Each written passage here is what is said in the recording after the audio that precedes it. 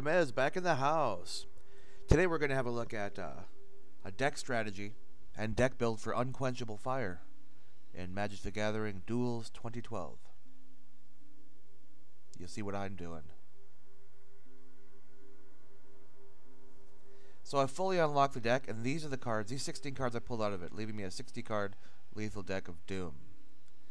Now I'll show you here if you want to try building the same deck.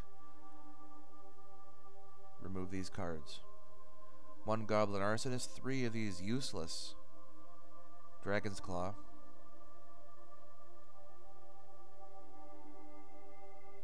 Pull out this. Pull out this. You win like a motherfucker if you try this deck. 2 Volcanic Hammers. Pull out 1 Fiery Hellhound.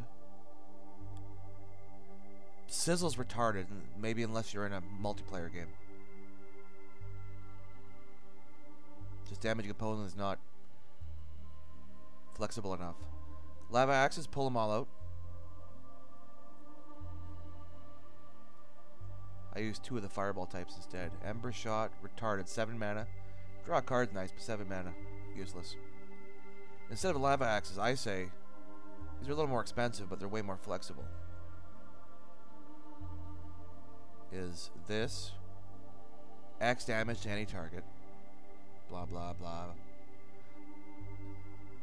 Can't be countered by spells or abilities, and the damage can't be prevented if X is 5 or more. And, of course, a Blaze.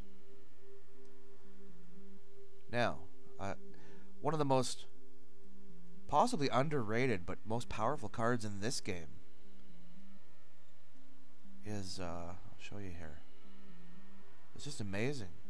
It's Punishing Fire. 2 mana for 2 damage to any target. Instant. If the opponent gains life, you can pay red to put it back in your hand from your graveyard.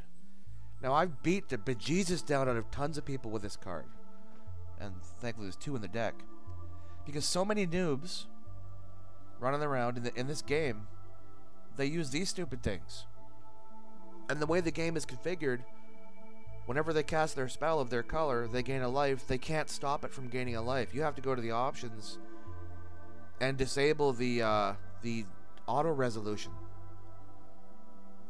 And so most people, they gain life automatically. They can't help it. The Punishing Fire comes back in your hand and you keep blasting them with it. Blast, blast, blast. This guy was playing vampires against me today, and every little pathetic vampire he'd cast, I just play 3 mana and kill it instantly. It was great. Oh yeah, Pyroclasm. Oh baby. This one's cool. When you damage an opponent with a spell, this goes back to your hand from your graveyard with Fly and Haste. Little fire breathing.